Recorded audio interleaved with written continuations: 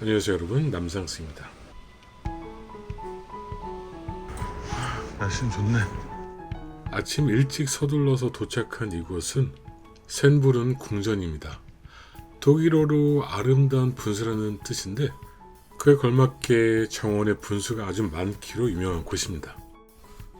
이렇게 궁전에서 조깅하는 분들도 계시고 겨울철이라서 아주 멋진 크리스마스 트리가 장식되어 있습니다. 장식품이 아주 많이 걸린 건 아닌데 아주 고급스러운 느낌이 듭니다. 오스트리아는 합스부르크 가문을 빼놓으면 정말 섭섭한 곳이죠. 13세기부터 20세기 초까지 오스트리아를 거점으로 중부 유럽의 패권을 휘어잡았던 가문입니다. 바로 이 셈부르크 궁전이 합스부르크 왕가가 만든 여름 별궁입니다. 1569년 착공해서 1700년에 되면서 완공이 된 곳이죠. 외부는 바로크 양식, 그리고 내부는 로코코 양식으로 이루어져서 아름다운 모습을 지니고 있는 궁전입니다. 이 궁전이 특히 아름다운 모습을 지니게 된 이유는 마리아 테레지아가 벨베데레 궁전을 인수하는 데 실패해서 셈부른 궁전을 전면적으로 본인의 취향대로 개조했기 때문입니다. 궁전 외관이나 실내에 있는 노란색 역시 테레지아가 가장 좋아하는 색이라고 합니다. 궁전 내부는 1441개 방으로 이루어졌는데 그중 45개의 방이 일반에게 공개되고 있습니다. 안녕하세요. 셰보르 궁전에 오신 것을 진심으로 환영합니다. 이렇게 오디오 가이드가 시작이 됩니다. 한국어로도 오디오 가이드를 들을 수가 있어서 정말 편하게 관람을 했습니다. 이것은 가드룸인데 황제의 아파트로 들어가는 것을 감시하는 중요한 곳이죠. 프란츠 요셉 황제 아련하기 위한 당구장이 있는 방. 이곳 청중실은 황제가 개인들을 접견했던 곳입니다. 정부 구성원들이 이곳에서 보고서를 전달을 하고 회의도 했겠죠. 이곳이 프란츠 요세프 황제의 연구실인데 황제와 황후의 초상화가 있는 방이기도 합니다. 다음으로 이어지는 방은 황제의 침실입니다. 황제의 침실은 군주가 1916년 11월 21일에 죽은 곳입니다. 아래층으로 내려가는 계단이 있는 이곳은 엘리자베스 황후의 서재로 이용된 곳입니다. 이곳에서 그녀는 편지와 일기를 썼죠. 이것은 황후의 아파트에서 가장 안쪽에 있는 사적인 방입니다. 이곳에서 아름답게 꾸미고 공정 생활을 즐겼겠죠. 다음으로 이어지는 방은 황제 커플의 침실입니다. 무척이나 아름다운 파란색으로 벽지와 소파를 장식을 했습니다. 정말 고급스러운 분위기죠. 다음으로 이어지는 방은 엘리자베스 황후의 접견실입니다. 꽃무늬가 정말 화려한 이 방, 정말 사랑스러운 분위기입니다.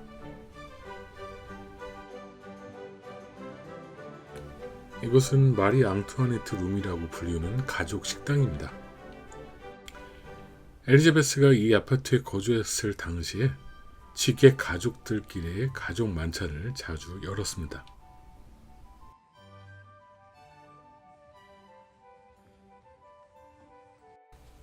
로코코 스타일로 아름답게 꾸며진 이 방은 대공비 초상화 살롱입니다.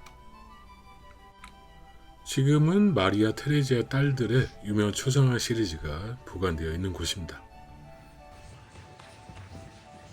벽돌의 몰딩이 정말 섬세하고 화려합니다. 아침 식사의 방을 지나면 옐로우 살롱이라는 방이 나옵니다. 테레지아가 좋아하는 노란색으로 잔뜩 멋을 부린 공간이죠. 이곳 발코니 룸은 마리아 테레사와 그녀의 아이들의 그림이 걸려 있습니다.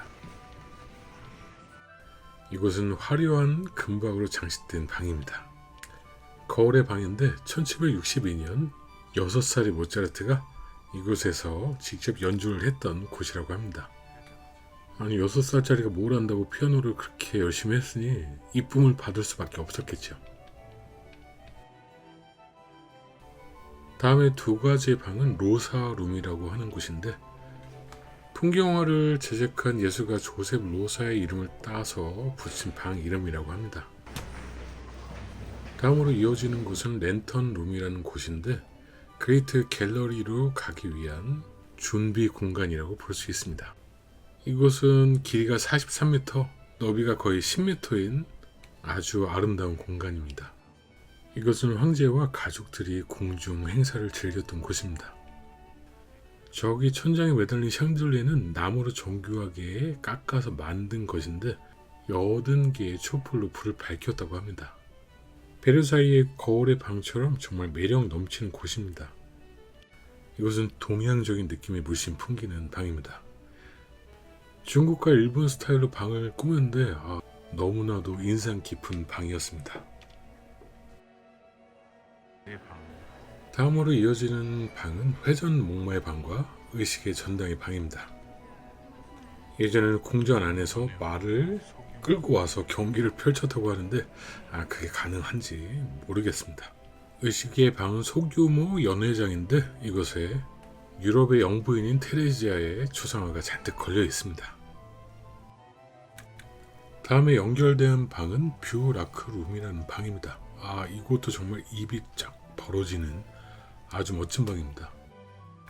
중국에서 들여온 나무로 만든 방인데 정교한 중국 장식품과 서양의 그림이 아주 절묘하게 어우러지는 그런 방입니다. 다음으로 연결되는 방은 그림이 가득히 걸려있는 나폴레옹의 방입니다. 이 도자기의 방도 무척이나 아름다운 공간이었는데 도자기로 만든 장식품과 그리고 도자기 타일을 이용한 그림이 벽에 빼곡이 걸려져 있습니다. 이 작은 방은 마리아 테레지아의 사적인 집필실로 사용된 곳이라고 합니다. 과거의 동양의 미술이 얼마나 위세를 떨쳤는지 느껴지는 공간입니다.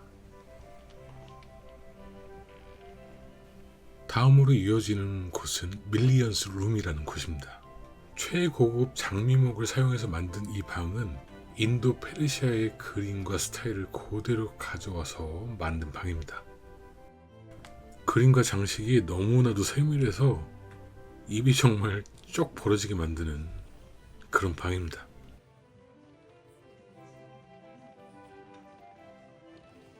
타페스트리의 방으로 불리는 이곳은 고블린 살롱입니다.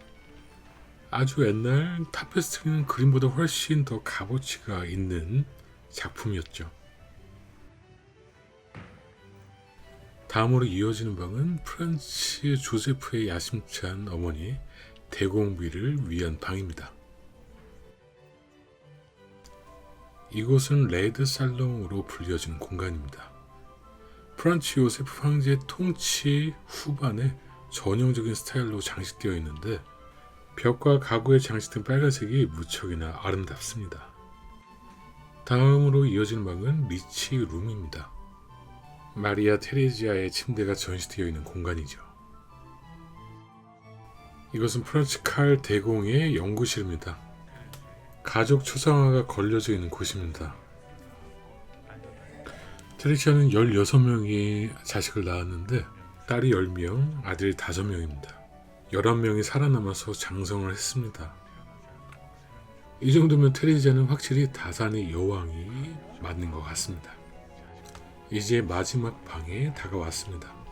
사냥의 방인데 합스부르크 가문은 사냥을 즐겼기 때문에 작지만 사냥을 위한 방도 마련을 했습니다. 이렇게 해서 쉔부르 궁전의 관람을 마치게 됩니다. 출구로 나가면 이렇게 기념품을 파는 가게가 있습니다. 역시 모차르트는 빼놓을 수가 없죠. 비엔나에서는. 특히 마리아 테레지아의 인형과 소품들이 많이 있습니다. 이렇게 눈 내린 비엔나를 워터볼로 만들어서 마그네틱을 만들었습니다. 기념품은 아주 딱 좋죠. 그리고 또 궁전에서 빼놓을 수 없는 왕관 볼펜. 겨울 시즌이어서 크리스마스에 관련된 소품도 많이 있습니다.